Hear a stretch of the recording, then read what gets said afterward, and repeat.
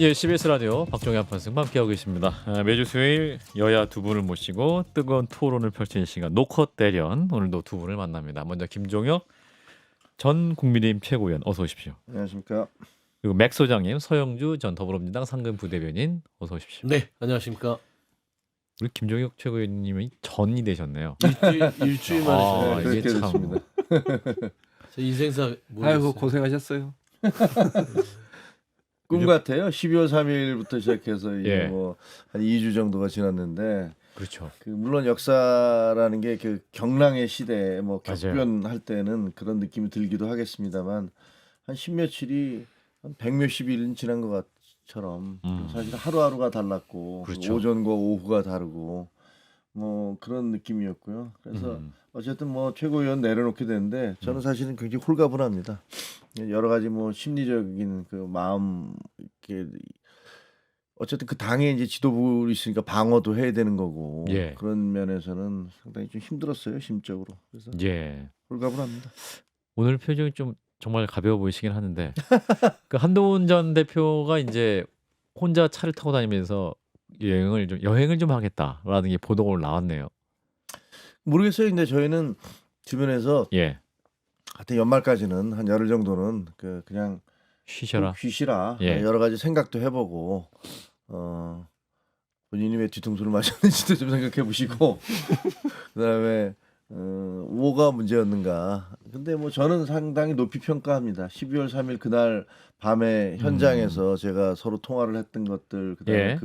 그날 밤에 음. 거기서 당사에서 국회로 가자고 결정을 하면서 아. 그 밀고 들어가고 경찰관 뚫고 경찰 경계선을 뚫고 들어가서 했던 그 모든 행위들에 대해서 지금 그 하루의 기록이 정말 제가 평생을 살아오면서 아마 영원히 잊지 못할 그런 장면이었던 것 같고요. 거기서 보여줬던 그런 리더십에 대해서 저는 높이 평가하고 용기에 대해서도 저는 매우 높이 평가합니다. 예. 우리 맥 소장님. 뭐 한동훈 대표 얘기를 해서 그러지만 한동훈 전 대표 뭐 잘한 것도 있고 못한 것도 있겠죠. 예. 근데 12월 3일에 한동훈은 나쁘지 않았어요. 꽤 훌륭했고. 이 정도 표현이면 괜히 큰 칭찬이라고 예, 봐야 되는 거죠, 그렇죠. 그죠? 나쁘지 않았다. 근데 민주당 12월 입장에서. 7일에 한동훈이었다면 예. 그 퇴장이 아. 12월 14일에 한동훈이 탄핵 찬성을 했음에도 불구하고 그 뒷모습이 쓸쓸했잖아요. 예. 근데 12월 7일 날 어차피 음. 탄핵이 가결되면 당대표직을 내려놓는 거였어요. 예. 그러면 탄핵을 찬성하고 아하. 3일에서 이어서 7일까지 본인의 어떤 입지 자체를 그대로 이어간 퇴장이었다. 그런 지금 10일간 개인적으로 여행할 이유가 없었을 것 같아요. 아, 그러니까 1차 탄핵 소추 표결 때 딱 끝낼 수 있도록 그렇죠. 당대표로서 리더십을 발휘했었어야 됐다. 그렇죠. 그냥 주저함 없이 국민과 함께 막아서겠다를 해서 7일날 딱 끝내놓고 대표직 사퇴서를 던지면 뭐 결과론적인 얘기나 뭐 측근들한테 뒤통수 맞을 일도 없고 그다음에 쓸쓸하게 쫓겨나듯이 갈 필요도 없지 않았을까. 그러니까 그 10일이 아마 14일까지 그 기간을 아마 복귀하는 시간들이 될 텐데 더 길어질 건 같아요. 뭐예요? 그 복귀하는 시간들이. 아, 복귀 시간이. 자, 이제 그 당시 그 12월 3일, 12월 4일 그 넘어가는 그 비상겸 그 당시 밤에 이제 국민의힘 의원들이 모인 텔레그램 그 단톡방 대화 내용이 이제 한겨레를 통해 공개가 됐는데 그거 잠깐 볼까요? 이제 유튜브 보시는 분들은 함께 보실 텐데 보면 이제 대통령의 비상겸 선포는 잘못된 것입니다. 국민과 함께 막겠습니다. 당대표 한동훈 이렇게 찍힌 게 이제 다른 분의 이제 그 방에는 없었나 봐요, 그죠? 박수영 의원이 이제 해서 바로 올렸고. 없어서 예. 그때 다른 의원 없으니까 통해서. 네. 그 지금 대표님이 여기서 메시지를 내야 됩니다라고 해서 다른 분으로 해서 들어갔던 거죠. 예. 의원으로. 그랬더니 이어서 주진우 의원이 우리도 긴급 의총해야 할 사안입니다. 이어서 서지영 의원인가요? 예, 지도부에서 빠른 입장을 정리해 주시기 바랍니다. 이때 조정원 의원도 동의합니다. 하면서 긴급 의총해야 합니다. 납득할 수 없습니다라고 또 김성욱 의원이 또 얘기를 하고 있고 이어서 이제 계속해서 대통령의 비상겸 잘못된 것이다라는 게 박정화 의원도 같은 말로 얘기를 하고 김용태 의원이 이제 민주당 의원들은 담 넘어서 오고 있다. 국회 본회장은 그 의장 지시로 경비국장이 열겠다고 한다라면서 상황을 얘기를 하고 있는 상황이고 주진우 의원이 즉시 계엄을 해제해야 된다. 아, 그리고 이제 한동훈 당대표 입장이 또 주진우 의원을 통해서 나오네요, 그죠? 지금 민주당은 담을 넘어서라도 국회에 들어가는 상황입니다. 즉시 계엄을 해제해야 한다라는 게 한동훈 당대표가 또 주진우 의원을 통해서 메시지를 전달을 했고 여기서 이양수 의원이 일단 내일 뭐 시장 상황 뭐 얘기도 있었고 우재준 의원 역시 대표님 지시 사항입니다. 본회의장에 와주세요. 방금 옆에서 직접 보고 지시하셨습니다. 뭐 이렇게 해서 또 이제 박정호 의원도 무슨 수를 써서라도 와야 된다. 뭐 이런 게 이제 단톡방 안에서 분명히 있긴 했었네요. 그냥 그날 현장에서 이제 당사에서 그 처음에 이제 그 얘기를 듣자마자 차를 돌려서 국회로 갑시다라고 해서 그 국회로 오고 있었는데 국회가 봉쇄됐다 이런 얘기를 들으니까 당사에 모였던 거거든요. 예. 그래서 당사에 모여서 소랑설레를 하다가 여기 있으면 안 된다, 무조건 국회로 가야 된다라고 하면서 그때 한동훈 대표가 어떻게 해서든지 오늘 밤에 해제를 시켜야 됩니다. 이 오늘 지나가면 안 됩니다라고 얘기를 하면서 그 국회로 가자라고 해서 국회로 간 거예요. 근데 갔는데 저희가 18명밖에 없었잖아요. 근데 그때 당시에 도착했을 때 11시 한 15분 정도 됐던 걸로 기억을 하는데 근데 그때 갔더니 그 민주당 쪽에서도 이제 들어왔는데 한 120명, 다 합쳐서 한 120명 정도 됐었어요. 맞아요. 초반에 그랬어요. 네, 120명 정도 돼서 뭐 이거 빨리 와야 된다. 그러면서 근데 안에서 계속 문자를 보냈거든요. 대표가 뭐 다른 의원들도 다 어디 계시냐, 빨리 와라, 대표 여기 있는데 대표 있는 대로 와야 될 거 아니냐 라면서 문자를 보내고 안 되니까 옆에서 누군가가 대표가 직접 지시를 해주십시오 라고 얘기를 해서 그때 대표 의원 방에 안 들어가 있잖아요. 그렇죠. 그러니까 안 들어가 있으니까 그러면 그 핸드폰으로 해서 그 연락을 했고 그다음에 뭐 추경호 원내대표하고도 계속 추경호 원내대표가 그때 같이 당사에서 같이 출발을 했는데 그 본회의장으로 안 오시고 그 원내 대표실에 계속 있었으니까 원내 대표실에도 계속 연락을 해서 빨리 와라, 거기 몇 분이. 근데 여기서 왜 의원들 막 얘기하는데 단톡방에서 추경호 원내대표는 왜 그 당대표가 이렇게 말했으니 모입시다. 같이 이렇게 동의 재청 3청을 안 왔을까? 추경호 원내대표는 그때 당사에 모여라 이렇게 얘기를 했던 걸로 알고 있어요. 그러니까 우리가 같이 여기 있었는데 예. 다시 당사로 모여라 그래서 굉장한 혼란이 거기서 생겨났고 사람들이 아니 대표는 지금 본회의장으로 오라 그러는데 그 원내대표는 당사로 모여라 이렇게 얘기가 돼서 그것 때문에 그 안쪽에 있어서는 굉장히 애가 탔죠. 빨리 더 와야 되는데 왜 안 오냐 그러면서 뭐 여러 가지 연락을 계속 여러 사람이 했고 나중에는 대표도 이거는 대표입니다, 빨리 오십시오라고 얘기를 계속했던 그래서 이제 정말로 혼란스러운 상황이었어요. 추경호 원내대표가 이제 이렇게 좀 뭐랄까 일단 본회의장 진입하는 거에 대해서 좀 적극적이지 않았다. 이 부분은 이제 민주당에서는 크게 문제 삼고 있는 거잖아요. 그렇죠. 이번에 탄핵소추 안에 넣었죠. 그래서 예. 그러니까 이제 본인의 판단이라고 해서 당사 의원들을 넣는 것은 개인적인 주관적 판단이라서 뭐 그렇게 뭐 탄핵까지 가야 되냐, 탄핵소추에 넣어야 되냐 했는데 두 가지입니다. 첫 번째는 우원식 국회의장한테 예. 본인은 원내대표실에 있었고 그러니까 본청 안에 있었죠. 그리고 혼자 있었던 게 아니라 몇몇 다른 국민의힘 의원들과 있었던 걸로 제가 알고 있어요. 원내대표실에. 그렇죠. 아. 그러면은 6명이었어요. 그렇죠. 6명이 6명이. 있었는데 들어와서 투표를 할 수 있었음에도 하지 않는 상황에서 왜 국회의장한테 30분만 시간을 더 달라. 표결을 땅땅땅을 좀 밀어달라는 거예요. 네. 이상하잖아요. 그러니까 어떤 의미냐면 탄핵소추에 있는 거는 추경호 원내대표가 직접적인 계엄의 어떤 모의를 했다고는 증거는 없고 그러지 않았을 거라고 생각하지만 여당의 그래도 집권여당의 원내대표가 예. 최소한 어떤 의심이냐면 망을 받거나 아니면 바람을 잡았거나 아니면 어느 정도 무언의 동조를 하고 있지 않았었냐 라는 측면에서 이거는 한번 조사와 수사가 필요하다라는 측면인데 다른 건 몰라도 국회의장한테 이 위급한 상황에 30분의 시간을 끌었던 것은 굉장히 조금 미심쩍은 부분이다.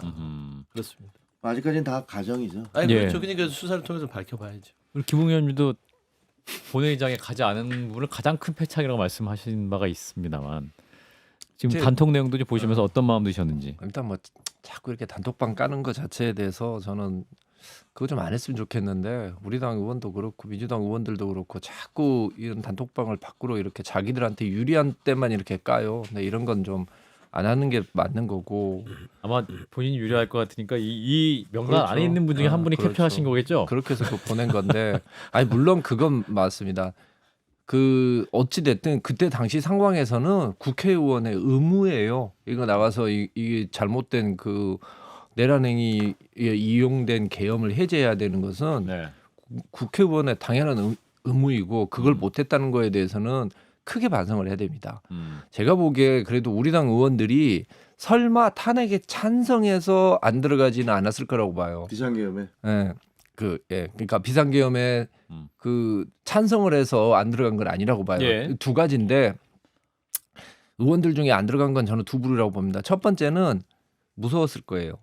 왜냐하면 국회 본회의장으로 그 일부러 모이게 한 다음에 군 병력을 동원해서 한꺼번에 끌고 나가는 것이 아마 시나리오였을 것 같고 그거를 예측을 했기 때문에 못 들어간 거라고 저는 보고 첫 번째는 두 번째 같은 경우에는 우리 당 의원들이 당시 상황에서 뭘 어떻게 해야 되는지 자기가 개인적으로 판단을 못한 겁니다. 그래서 지금도 보시면 나오면 의원총회를 열어야 됩니다라고 이야기를 하는데 참 그거 보고 제가 너무 마음이 아픈 거예요. 왜냐? 그러면 의원총회를 열어서 계엄 해제안에 대해서 부결합시다라고 의원총회 나오면 그렇게 따를 겁니까? 그걸 따라서는 안 되는 거예요. 이거 의원총회를 열고 자시고 할 게 뭐 있어요. 지금 당장 대한민국 국헌 문란이어서 지금 헌법이 무너지고 있는데 모여서 무슨 이야기를 해요. 당장 쫓아가서 그걸 어떻게든지 몸으로 막았어야 되는 것이지. 그 정도 판단 능력이 없는 사람이 어떻게 국회의원을 하는 것인지 저는 참으로 이해가 안 되고 그러면은 진짜 나중에 뭐 예를 들면은 뭐 북한군이 쳐들어왔었을 때도 의원총회 열어서 결정할 겁니까? 이런 사람들 제가 진짜 국회의원 한다라는 것 자체가 저는 너무 부끄럽고 속도 상하고 참 국민들 앞에 좀 죄송할 뿐이죠. 이것과 관련해서는 이게 좀 우리가 주목해 봐야 예. 될 만한 게 그 중진들의 움직임이에요. 중진들 중에서 단 한 분도 안 오셨거든요. 근데 제가 알고 있는 어떤 모 교수, 그 친윤 아주 대통령과 가까운 어떤 교수가 그 계속 중진들한테 전화해서 당신들 정치 생명 지키려면 지금 빨리 들어가야 된다라고 그렇게 계속 전화를 했다는 거예요. 근데 단 한 명도 오지를 않았어요. 그러니까 어떻게 보면 나중에 좀 제가 좀 기가 막힌 게 자기들끼리 모여서 중진들끼리 모여서 중진회의를 통해서 권성동 원내대표를 뭐 뽑았다. 그런 권한이나 권리를 행사하실 때는 내가 중진인데 우리 당을 이끌어가는 사람이다 이렇게 얘기를 하시는데 정작 대한민국의 헌법 질서가 무너지고 체계가 붕괴될 그런 상황에서 거기서 중진들은 왜 당사에 계속 계신 거예요? 아이 우리 당 중진들이라고 이야기를 하시는데 저는 진짜 제가 이 말은 꼭 드리고 싶은 게 중진의 힘도 아니고 그냥 중진의 무기력이에요. 우리 대통령 이렇게 되실 때까지 중진들이 뭐 했습니까? 분명히 잘못됐다는 거 다 알아요. 정말로 제가 다 깔 수 있는데 그분들이 야 이래서 되겠냐라고 저한테 개변적으로 전화를 하세요. 그리고 나서 의총장이 되든 어디를 되든 기자들 앞에 가면은 대통령이 하시는 그 말도 안 되는 행위에 대해서 옹호를 하고 있어요. 그리고 나서 나가서는 자기가 중진이래요. 4선 5선이면 뭐합니까? 이런 상황에서 당을 제대로 이끌어가지도 못하고 대한민국이 국헌이 지금 무너지고 있는 상황에서 이렇게 자기 몸이나 보신하려고 하는 사람들. 그리고 다 끝나고 나니까 저 진짜 의원들 보면서 다 그 어려운 상황이 됐을 때 누구는 옷을 찢어져 가면서 그 담을 넘어간 사람들이 있는가 하면 그때 몸보신했던 사람들이 끝나고 나니까 지금 와서 이렇게 활개치는 거 보면서 야 세상은 저렇게 살아야 되는가? 심지어는요. 중진의 비결이 거기에 있었던 겁니까? 네, 그렇죠. 근데 박 실장님. 일종의 인면수심이라고 봐요. 예를 들어서 어디 누구랑 두 명이 말다툼을 하고 있는데 갑자기 나랑 좀 알고 지내던 사람이 막 칼 들고 와서 사람을 뭐 살해하려고 해요. 그런데 보다가 잠깐만 나랑 조금 전에 좀 말다툼이 있었는데 상대방을 뭐 찌르려고 해요. 그냥 지켜보는 거예요. 인지상정은 당연히 막아야 되잖아요. 말리거나. 피하게 하든지. 예. 그게 당연히 인지상정이고 사람이라면 해야 될 기본인 거죠. 예. 뭐 예를 들어 살해범이랑 비교해서 어떻다고 생각할지 모르지만 살인은 여기 법률관님이 계시지만 예. 7년 이상의 징역이에요. 예. 내라는 유기가 아닙니다. 무기징역입니다. 징역, 무기금고 또는 사형입니다. 훨씬 심한 범죄예요. 이거는 자칫 수십, 수백, 수천 명의 목숨을 위협하게 하는 일이거든요. 그걸 그냥 지켜보고 중진들이 또는 결과적이든 의도적이든 회방 놓고 그런 걸 막는 것을 추경 의원이 대표적이죠. 저는 석고대죄를 해도 못마땅할 때인데 이분들이 또 이른바 중진들이 또 중심이 돼서 탄핵에 대해서도 업무 정지가 필요한 직무 정지가 필요한 탄핵에 대해서도 막아서려하고 그게 다수다. 이거는 좀 초현실적인 상황이 아니냐라는 생각이 듭니다. 그날 김혜지 의원 제가 한번 말씀드렸잖아요. 예, 비례대표. 김혜지 의원 그 시각 장애인이신데 그날 그 담을 넘어서 오려고 했잖아요. 맞아요. 당 대표한테 전화가 왔는데 당 대표한테 제가 지금 담 넘어가 들어가겠습니다. 그러니까 당 대표가 아니 밑에서 이쪽에서 보좌관이 밀어 올려서 간다고 하지만 시각 장애인이 그 야밤이 뭐 의미가 없겠지만 네.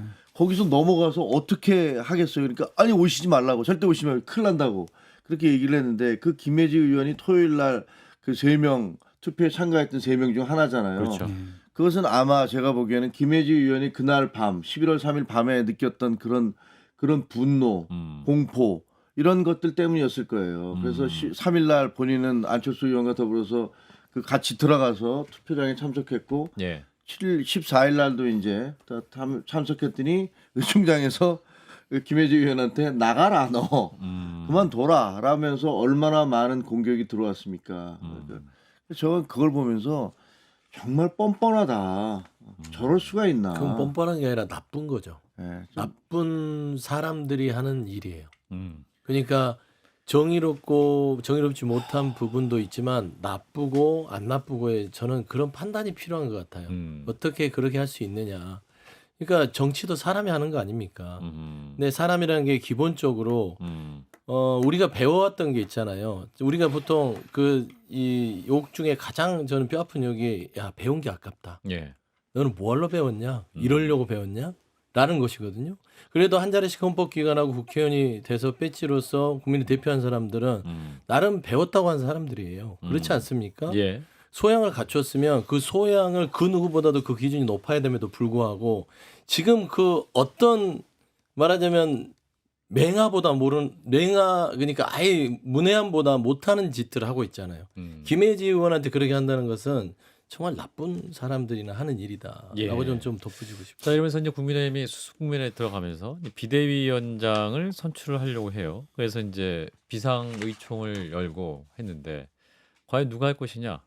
뭐 이제 초선, 재선, 3선 등으로 이제 선수별로 의견을 수렴해서 추천받기로 했다라는 게 이제 권성동 원내대표 권한대행의 말인데 오늘 이제 김재섭 의원 비대위원장설도 나왔습니다. 그럼 이게 일대 중진들이 용기를 내야 될 텐데 역시 또 초선이 해야 된다고 초선의 등을 떠미는 겁니까? 이건 뭔가요? 그건 아니고요. 제가 얘기 들으니까 뭐 김재섭 의원이 될지 안 될지는 모르겠지만 현재로는 권성동 그 원내대표가 그 비대위원장까지 겸임하는 그런 것들이 뭐 상당히 유력하게 돼 있고 그다음에 그 권영세 의원이 그 맡거나 뭐 이런 부분들 그다음에 나경원 의원이 맡거나 비상대책위원장을 뭐 이런 게 많이 거론이 되고 있는 모양이에요. 근데 권성동 의원이 그 결국은 그 원내대표하고 당대표를 대신하는 비상대책위원장까지 맡는 거는 결국은 이 당이 그냥 권영세 의원의 그 완전한 장악하에서 되는 거잖아요. 예. 그리고